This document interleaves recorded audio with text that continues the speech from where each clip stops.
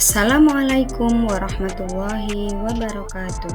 Saya Entintus Martiningsih, calon guru penggerak angkatan 9 kelas 43A dari SD Al-Furqon, Jember, Jawa Timur. Pada kesempatan kali ini, saya akan menjelaskan koneksi antar materi modul 1.4 Budaya Positif atas bimbingan dari fasilitator Bapak Muhammad Mahdum dan pengajar praktik Ibu Dwi Nila Indriani. Peran saya dalam menciptakan budaya positif. Pada tugas koneksi antar materi kali ini, saya akan mencoba mengaitkan peran saya sebagai seorang pendidik dalam menciptakan budaya positif di sekolah sebagai bentuk implementasi dari pemikiran Ki Hajar Dewantoro dalam mewujudkan murid yang memiliki profil pelajar Pancasila. Keterkaitan materi antar modul. Seorang guru penggerak memiliki nilai dan peran dalam menciptakan budaya positif di sekolah dengan cara berkolaborasi dengan semua warga sekolah agar tercipta pendidikan yang berpihak pada murid. Berikutnya, sesuai pemikiran Ki Hajar Dewantoro bahwa pendidikan menuntun murid sesuai kodrat alam dan kodrat zaman, maka pendidik harus menguatkan karakter murid sesuai dengan budaya bangsa serta mengembangkan potensi siswa yang sesuai dengan perkembangan zaman. Untuk itu, seorang guru perlu menyesuaikan visi sekolah dengan prakarsa perubahan, menggunakan paradigma inquiry apresiatif dan metode Bagja agar terwujud profil pelajar Pancasila. Pemahaman konsep inti modul 1.4. Budaya positif di sekolah dapat tercipta jika semua warga sekolah mampu menerapkan disiplin positif. Guru memahami motivasi perilaku manusia yang kaitannya dengan hukuman dan penghargaan. Memahami 5 posisi kontrol guru, mampu mengarahkan dalam pembuatan keyakinan kelas, dan mampu menyelesaikan masalah dengan menerapkan segitiga restitusi. Disiplin positif. Agar tercipta budaya positif, maka guru harus menerapkan disiplin positif. Disiplin positif ini bisa dibangun melalui motivasi eksternal yang harapannya akan tumbuh menjadi motivasi internal. Motivasi eksternal diantaranya yaitu mengajarkan sikap yang dapat membuat murid menggali potensinya menuju kepada sebuah tujuan mulia.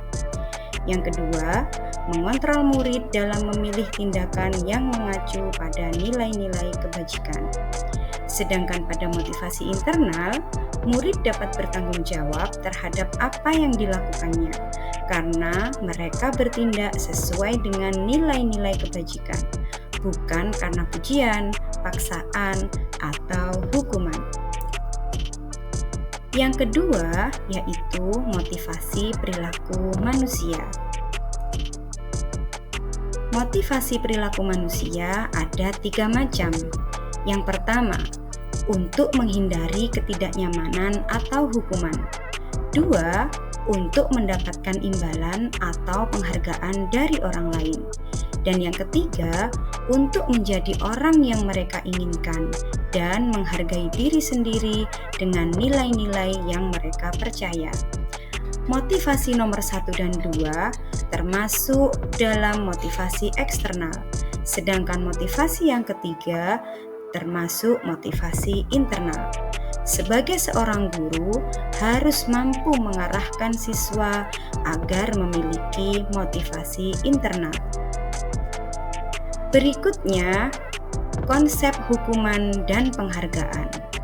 Hukuman adalah sesuatu yang dilakukan untuk menebus sebuah kesalahan, bersifat tidak terencana atau tiba-tiba. Murid tidak tahu apa yang akan terjadi karena tidak dilibatkan. Sedangkan penghargaan adalah sesuatu yang diterima karena berhasil melakukan sesuai target. Namun, penghargaan bisa menurunkan kualitas dan penghargaan adalah hukuman. Konsep berikutnya adalah posisi kontrol guru. Ada 5 posisi kontrol guru. Yang pertama, sebagai penghukum. 2, sebagai pembuat rasa bersalah. 3, sebagai teman. Dan 4, sebagai pemantau. Sedangkan yang terakhir yaitu sebagai manajer. Harapannya seorang guru mampu memposisikan dirinya sebagai posisi kontrol di manajer.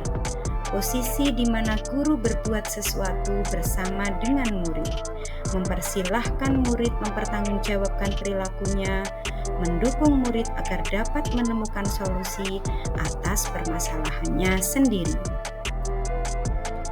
5. Keyakinan kelas. Pada keyakinan kelas ini, guru berperan dalam pembuatan keyakinan kelas yang dilakukan bersama-sama antara siswa dengan guru agar suasana kelas tercipta budaya positif yang mendukung proses pembelajaran terlaksana dengan baik.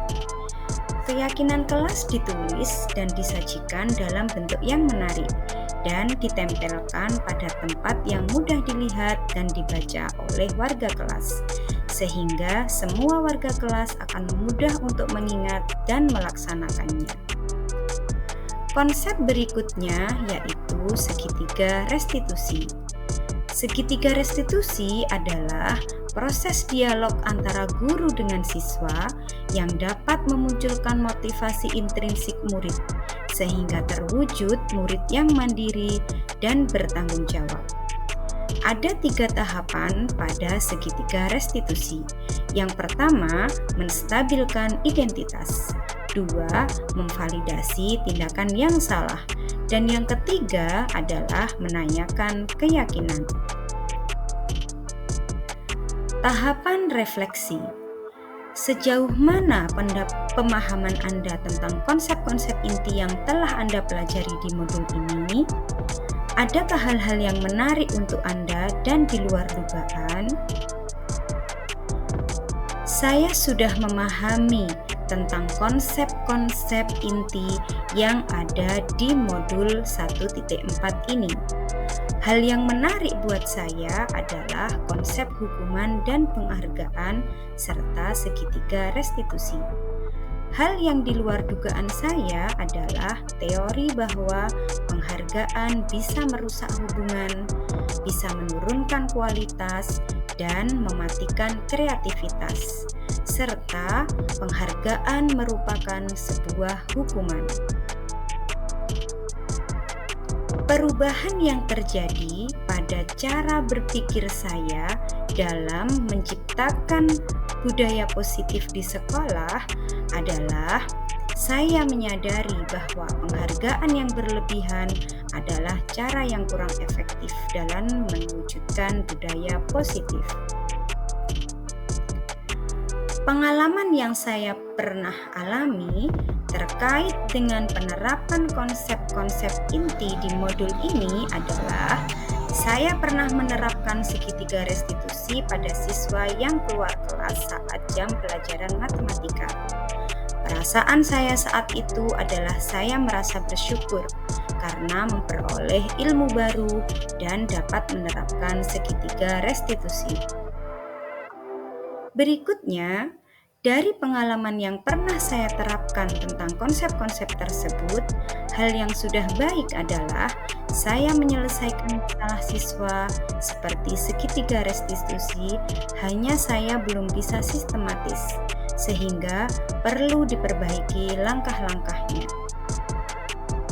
Sebelum mempelajari modul ini, ketika berinteraksi dengan murid berdasarkan 5 posisi kontrol yang sering saya lakukan kepada murid saya adalah sebagai pemantau dan sebagai teman.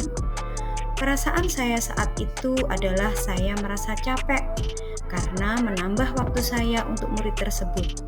Dan ketika saya tidak ada, murid tidak bisa tertib saat dengan guru yang lain. Setelah mempelajari modul ini, posisi yang saya pakai adalah saya mulai menerapkan posisi manajer. Perasaan saya saat ini, saya lebih tenang karena murid bisa lebih disiplin tanpa harus saya tegur. Motivasi intrinsik pada murid mulai terlihat, dan yang paling di luar dugaan adalah beberapa murid lebih terbuka kepada saya dalam menyelesaikan masalah. Selain konsep-konsep yang disampaikan dalam modul ini, hal lain yang menurut saya penting untuk dipelajari dalam proses menciptakan budaya positif, baik di lingkungan kelas maupun sekolah, adalah mengimbaskan ilmu yang didapat dari pendidikan guru penggerak, lalu melakukan kolaborasi dengan teman sejawat, dan melibatkan kepala sekolah serta orang tua dalam menciptakan budaya positif di sekolah. Demikian yang bisa saya sampaikan. Mari bergerak bersama menguatkan karakter anak bangsa. Saya akhiri. Wassalamualaikum warahmatullahi wabarakatuh.